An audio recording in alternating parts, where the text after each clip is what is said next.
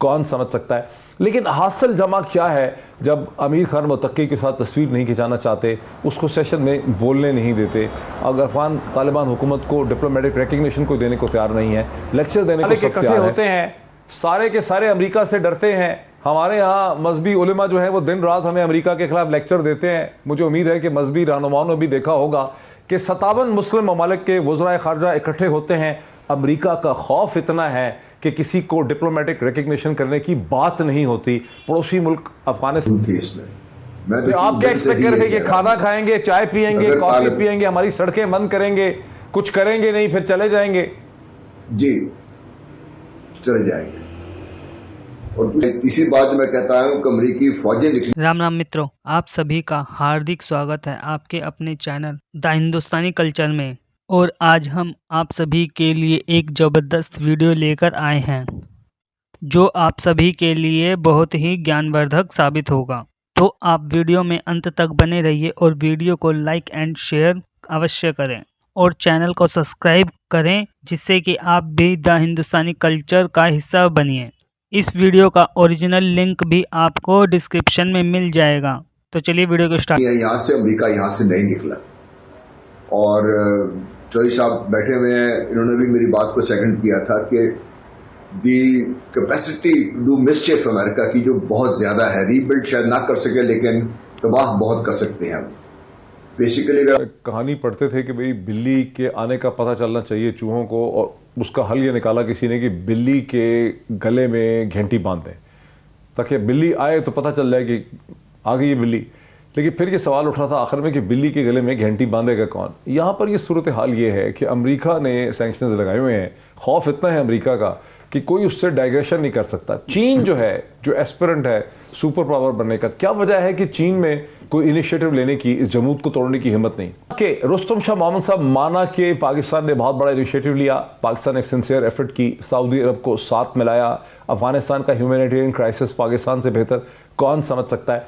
लेकिन हासिल जमा क्या है जब अमीर खान मुत्तकी के साथ तस्वीर नहीं खिंचाना चाहते, उसको सेशन में बोलने नहीं देते, अगर अफगान तालिबान हुकूमत को डिप्लोमेटिक रिकग्निशन को देने को तैयार नहीं है, लेक्चर देने को सब तैयार है। 57 मुस्लिम ममालिक को क्यों सांप सूंघ गया है? क्या आपका एनालिसिस?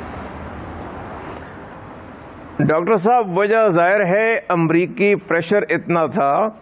अमेरिका इस वक्त, मैं आपको साफ तौर पर बताना चाहता हूं कि अमेरिका नहीं चाहता कि अफगानिस्तान में स्टेबिलिटी आ जाए, क्योंकि उसका फ़ायदा चीन को पहुंचेगा। सी पैक जो है वो तकमील तक पहुंचेगा और चीन की इक़्तिसादी और सियासी बालादस्ती इस सारी रीजन में कायम हो जाएगी। इसलिए अमेरिका ने एक ज़िद में आके उन्होंने उनको $9.2 बिलियन भी उन्होंने रखे हुए हैं।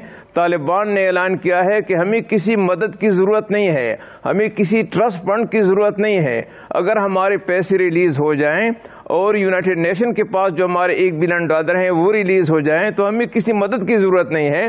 लेकिन अमरीकी प्रेशर के अंडर इन लोगों ने, किसी ने बे रिकग्निशन की बात नहीं की। और आप देखें कि जो अमीर खान मुत्तकी ने जो बातें की उसमें उन्होंने बुनियादी बात रिकग्निशन की।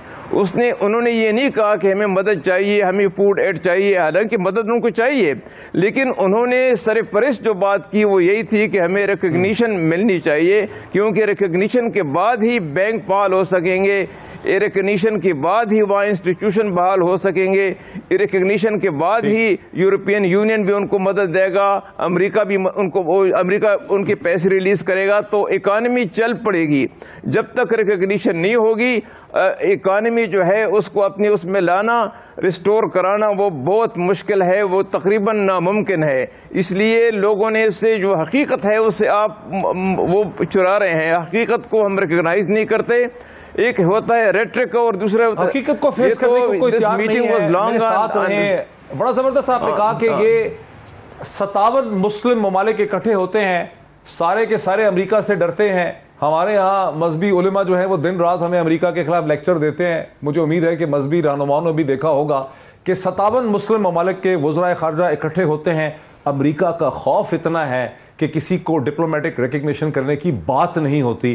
पड़ोसी मुल्क अफगानिस्तान में सर्दियां हैं, जाड़ा है, गुर्बत है, 4 करोड़ वहाँ के अवाम, 40 मिलियन अवाम जो हैं वो इस वक्त पॉवर्टी लेवल पे हैं।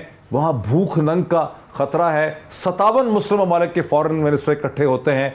रियासत हाय मुत्तहिदा अमेरिका का इतना खौफ है कि बात करने की किसी को हिम्मत नहीं होती। जनरल गुलाम मुस्तफा साहब, कैसे देखते हैं मुस्लिम दुनिया के हालात को आप? देखिए, मिल के बैठ गए, बात कर दी, बस इससे ज्यादा तो मैं समझता हूँ कि हम अगर इसे एक्सपेक्ट कर रहे थे तो हमारी अपनी भूल थी इसमें। मैं तो आप क्या एक्सपेक्ट कर रहे थे कि खाना खाएंगे, चाय पिएंगे, कॉफी पिएंगे, हमारी सड़कें बंद करेंगे, कुछ करेंगे नहीं, फिर चले जाएंगे? जी, चले जाएंगे। और दूसरी चीज जो मैं एक तसल्सल से कहता चला आया हूं कि अगर तालिबान की हुकूमत अफगानिस्तान को बहसीत स्टेट 50% भी ऑपरेशनल कर दे तो ये फतह उनकी उस वक्त होगी और अमेरिका की वो शिकस्त होगी। तो मैं इसी बात में कहता हूं कि अमेरिकी फौजें निकली हैं यहां से, अमेरिका यहां से नहीं निकला। और चौधरी साहब बैठे हुए हैं, इन्होंने भी मेरी बात को सेकंड किया था कि the capacity to do mischief America की जो बहुत ज्यादा है, रीबिल्ड शायद ना कर सके लेकिन तबाह बहुत कर सकते हैं हम। बेसिकली अगर आप देखिए तो जिम्मेदारी अमेरिका की बनती है, मगरबी दुनिया की बनती है कि 20 साल तक उन्होंने अफगानिस्तान को जिस तरीके से राज किया है, अब उसकी मदद को आने को तैयार नहीं है। और हमारे लोग मुसलमानों की इनमें से चंद ममालिक सऊदी अरब, पाकिस्तान, सऊदी अरब, तुर्की, ईरान जो है वो डिप्लोमेटिक रिकग्निशन की तरफ बढ़ते हैं तो अमेरिका का कायम किया हुआ जमूद और सैंक्शन में कमी आने लग जाएगी। यहां भी तो कोई हिल नहीं रहा। जी, ये भी बात है। दूसरा देखिए, चीन और रूस भी सामने नहीं आ रहे, इस खित्ते के दूसरे वाले सामने नहीं आ रहे। हालांकि सिर्फ पाकिस्तान इफेक्ट नहीं होगा, खुदा न खास्ता अफगानिस्तान में जिस तरीके से इंसानी अलमिया जन्म ले रहा है तो बाकी सारे लोग भी इफेक्ट होंगे इससे, और उनका भी ये फर्ज है कि इस बात को समझें और इसको लेके आगे चलें। अब कब तक इंसानियत की इस तरीके से तस्लील होती देखते रहेंगे और हम मगरबी दुनिया की तरफ मुंह उठा के देखते रहेंगे? इस खित्ते के लोगों को ईस्ट टू ईस्ट जो रिलेशनशिप की हम बात कर रहे हैं, चाइना बात कर रहा था, रूस बात कर रहा था, सब बात कर रहे थे, क्यों नहीं हम आगे आके इसमें बात करें आगे इससे? हम क्यों? चाइना तो अमेरिका से कोई डर नहीं होना चाहिए, रूस को तो अमेरिका से कोई डर नहीं होना चाहिए, और इनका इंटरेस्ट है कि ये नाइस अमेरिका से डर नहीं होना चाहिए। जो मफादात है वो आगे बढ़ेंगे। अगर चीन को सुपर पावर बनने का शौक है तो फिर उसको हिम्मत भी थोड़ी सी करनी चाहिए। हिम्मत की बड़ी कमजोरी नजर आती है हमारे चीनी दोस्तों के अंदर। जरा इधर से बात को आगे बढ़ाते हैं। जनाब, कहानी पढ़ते थे कि भाई बिल्ली के आने का पता चलना चाहिए चूहों को, और उसका हल ये निकाला किसी ने कि बिल्ली के गले में घंटी बांध दें ताकि बिल्ली आए तो पता चल जाए कि आ गई है बिल्ली। लेकिन फिर ये सवाल उठ रहा था आखिर में कि बिल्ली के गले में घंटी बांधेगा कौन? यहाँ पर ये सूरत हाल ये है कि अमेरिका ने सैंक्शंस लगाए हुए हैं। खौफ इतना है अमेरिका का कि कोई उससे डाइग्रेशन नहीं कर सकता। चीन जो है, जो एस्पिरेंट है सुपर पावर बनने का, क्या वजह है कि चीन में कोई इनिशिएटिव लेने की, इस जमूद को तोड़ने की हिम्मत नहीं? जी, मैं इस थीसिस से इत्तेफाक नहीं करता कि ये सिर्फ अमेरिका के खौफ की वजह से दुनिया का कोई मुल्क ये जसारत नहीं कर रहा कि तालिबान को रिकग्नाइज करे। मेरे ख्याल में इसके नीचे 3 बड़ी वजूहात हैं।